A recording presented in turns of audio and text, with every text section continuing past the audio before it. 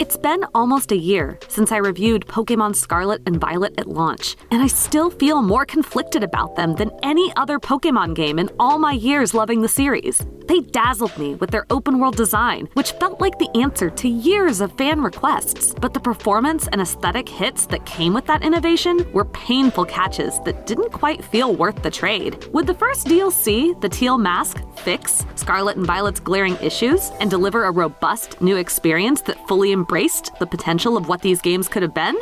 Nope.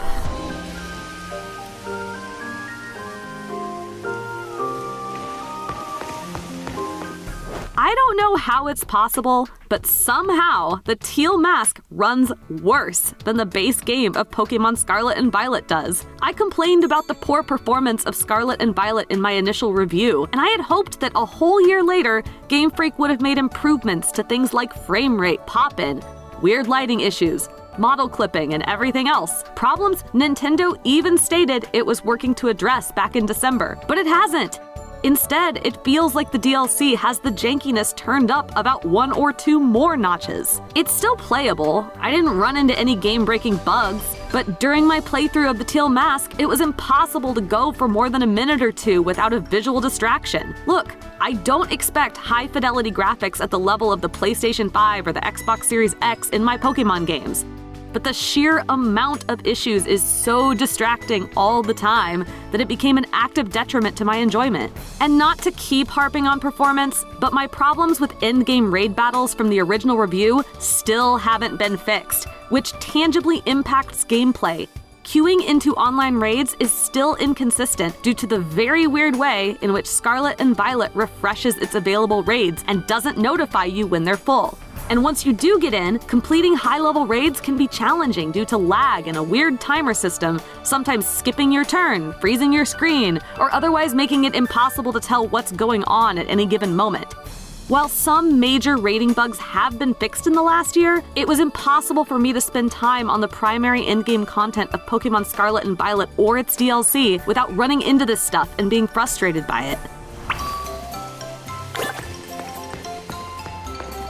My feelings about the new Kitakami Island region itself aren't much fonder. Like Paldea, the world of Scarlet and Violet's DLC is butt ugly, with low-res textures and little detail in its environments. All it has is a single town, mostly made up of buildings you can't enter, and NPCs uttering boring, nothing phrases. That big local festival that the trailers hyped up, it's just a few carts with vendors and some uninteresting NPCs. It's even more of a disappointment when you consider that Kitakami is based on Japan, a nation that Game Freak has based multiple memorable regions off of before, Kanto and Johto, for instance. When I've already seen a Japanese-inspired world done in such loving detail in multiple Pokémon games, Kitakami feels like a massive letdown.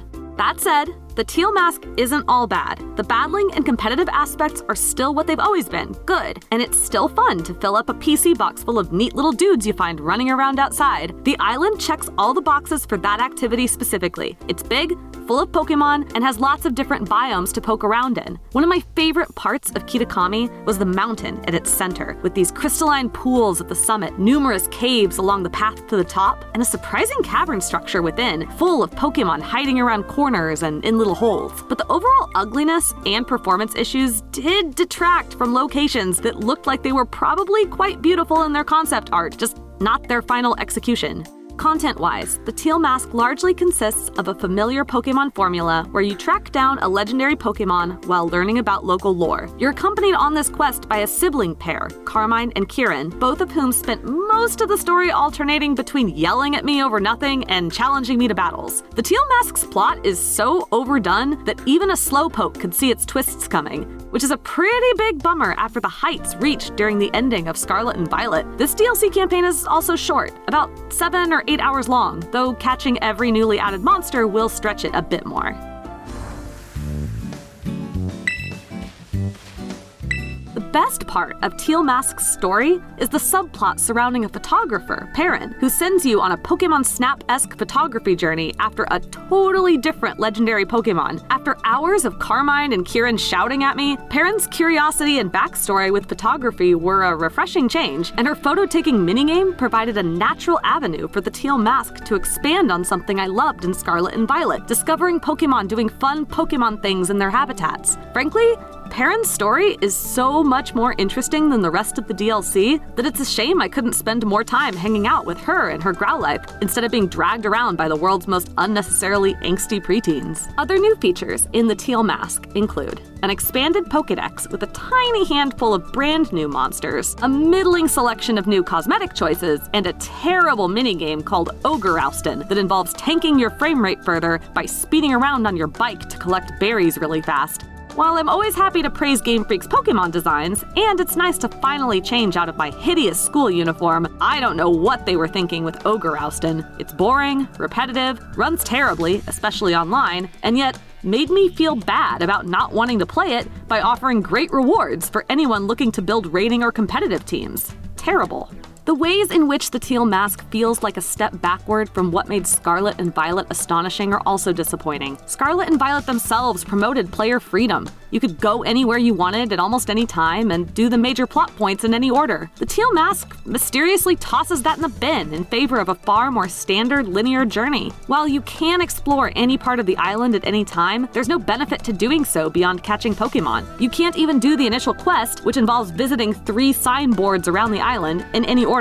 The sudden loss of that player freedom is painful given how critical it was to my enjoyment of the base game. It's also a surprisingly weak effort when compared to Game Freak's previous DLC attempts in Pokémon Sword and Shield's Isle of Armor and Crown Tundra. While both of these DLC were similarly criticized for being shallow in the story department, Isle of Armor added challenge by forcing you to train a brand new Pokémon, and Crown Tundra included multiple new game modes. The Teal Mask does none of that, and feels distinctly incomplete. Maybe that's because it was always meant to be just one half of a package with the Indigo Disc, but if that's the case, then I question the wisdom of splitting the DLC at all.